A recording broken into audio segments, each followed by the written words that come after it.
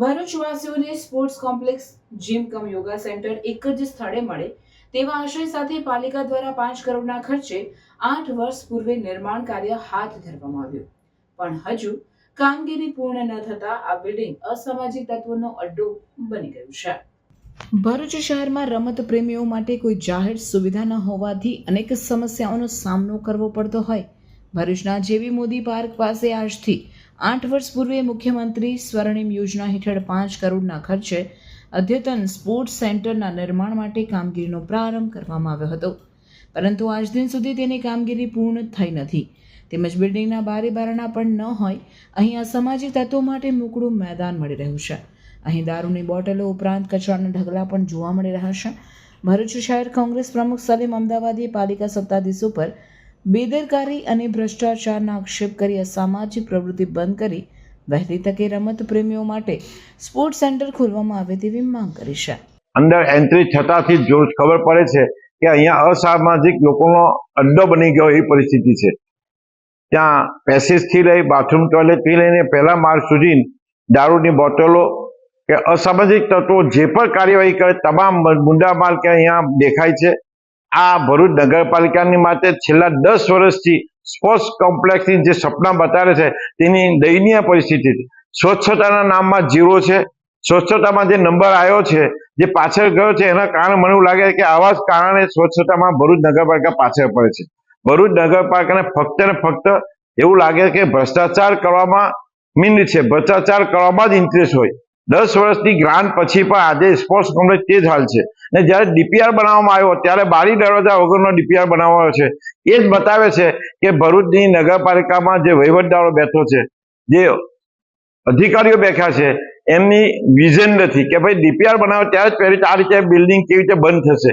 અધૂરી બિલ્ડિંગ છે તો એને કેમ બંધ કરવામાં નથી આવી ને અસામાજિક તત્વો માટે કેમ ખુલ્લું મૂકવામાં આવ્યું છે. અમારી એક જ માંગ છે કે તાકીદે ભરૂચ શહેરની પ્રજા માટે, રમતવીરો માટે અને પૂરું કરવામાં આવે અને પહેલામાં પહેલું તો આ જે અસામાજિક તત્વોનો અડ્ડો બનેલો છે તાકીદે એને બંધ કરવામાં આવે.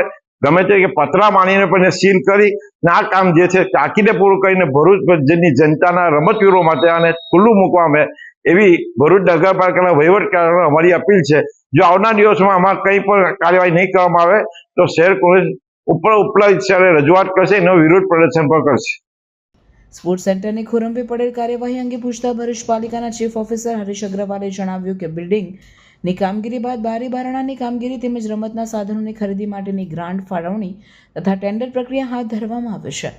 ટૂંક સમયમાં તે શરૂ થઈ જશે તેમજ બારી બારણા બની જતા અસામાજિક તત્વોની સમસ્યાનું પણ નિવારણ થઈ જશે. ભરૂચ નગરપાલિકામાં સરકારશ્રીની સ્વર્ણિમ જયંતિ મુખ્યમંત્રી શહેરી વિકાસ યોજનાના આગવી ઓળખ ઘટક હેઠળ 4 કરોડના ખર્ચે જીમ કમ યોગા સેન્ટરનું કામ મંજૂર થયેલ હતું. જીમ કમ યોગા સેન્ટરનો આખો પ્રોજેક્ટ 9 કરોડની આસપાસનો હતો, જેમાં આગવી ઓળખમાં મળવાપાત્ર ગ્રાન્ટમાં અત્યારે નગરપાલિકા દ્વારા બિલ્ડિંગ વર્કનું કામ પૂરું કરેલ છે. એ સિવાય એના બારી દરવાજા, એના આનુષંગિક અન્ય કામ, કમ્પાઉન્ડ વોલની કામગીરી, એમાં અદ્યતન સાધનો, જીમના સાધનો, રમતગમતના સાધનો, એ અન્ય ગ્રાન્ટ જેવી કે વ્યવસાય વેરાની ગ્રાન્ટ અને સ્વર્ણિમ જયંતિ મુખ્યમંત્રી શહેરી વિકાસ યોજનાની અન્ય ગ્રાન્ટમાંથી એ કામો મંજૂર થયેલ છે. જે પૈકી બારી દરવાજાની કામગીરીનું ટેન્ડર મંજૂર કરી વર્ક ઓર્ડર આપવામાં આવેલ છે, તેમજ ઇજારદાર દ્વારા બારી દરવાજાના ઓર્ડર પણ આપી દીધેલ છે અને 1 કે 2 દિવસમાં 2 દિવસની અંદર બારી દરવાજાનું કામ ચાલુ થશે. અન્ય સાધનોના તેમજ કમ્પાઉન્ડ વોલના અને કમ્પાઉન્ડની અંદર પેવર બ્લોક અને એ નાખી અને બાકીની જે કોઈ કામગીરી પૂર્ણ કરવા માટેના ટેન્ડરો પણ ઓનલાઈન કરેલ છે. ટૂંક સમયમાં એ ટેન્ડરો ઓપન કરી અને કામગીરી સોંપી અને પૂરું કામ પૂર્ણ કરવામાં આવશે. સ્પોર્ટ્સ કોમ્પ્લેક્સમાં બિલ્ડિંગ વર્ક પૂરું થયું છે, એમાં બારી દરવાજાની કામગીરી હાલમાં બાકી છે અને એ કામગીરી અમે સુપરત કરી દીધી છે. લગભગ 2 દિવસમાં બારી દરવાજાની કામગીરી ચાલુ થશે અને બારી દરવાજા લાગ્યા પછી આવો કોઈ પ્રશ્ન ત્યાં હશે તો એ પ્રશ્ન બંધ થશે. નગરપાલિકાની બેદરકારીમાં સામે આવી છે.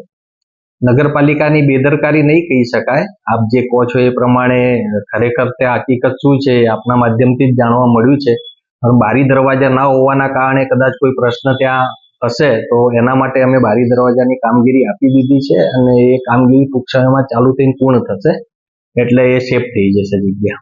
8 વર્ષથી ચાલતી ભરૂચ સ્પોર્ટ્સ સેન્ટરની કામગીરી જલ્દીથી પૂર્ણ થાય અને ભરૂચના રમતપ્રેમીઓ માટે તે ખુલ્લું મૂકવામાં આવે તે આવશ્યક છે. દીદી ચાલો ને આપણે જઈએ, બધા ચણિયાચોળી બહુ ફિટ પડે છે. પાછા ફિટ જાડી થઈ ગયા શું? ચાલ આ બધી વસ્તુનું પરમનન્ટ સોલ્યુશન આપો. સાચી દીદી? જી હા, નવરાત્રી આવી રહી છે અને એઝ અ ગુજરાતી આપણી દરેક તૈયારીઓ એડવાન્સમાં ચાલતી હોય છે. તો આ નવરાત્રીએ ચણિયાચોળીનું વારંવાર ફિટિંગ કરાવવા કરતા વેટ લોસ કરી તમારી બોડી શેપમાં લાવો ડોક્ટર જ્યોતિના guidance under. Doctor Jyoti's weight loss clinic 21મા વર્ષમાં પ્રવેશ કરી રહ્યું છે અને અહીં બધા જ ઇક્વિપમેન્ટમાં ડે બાય ડે અપગ્રેડ થયા કરે છે. 2025ના નવરાત્રી પહેલા ન્યૂ એડવાન્સ મશીનથી વેટ લોસમાં ઇમ્પ્રુવમેન્ટ તો થશે જ, સાથે સાથે વધારેમાં વધારે ઇંચ લોસ કરી બેસ્ટ રિઝલ્ટ મળશે.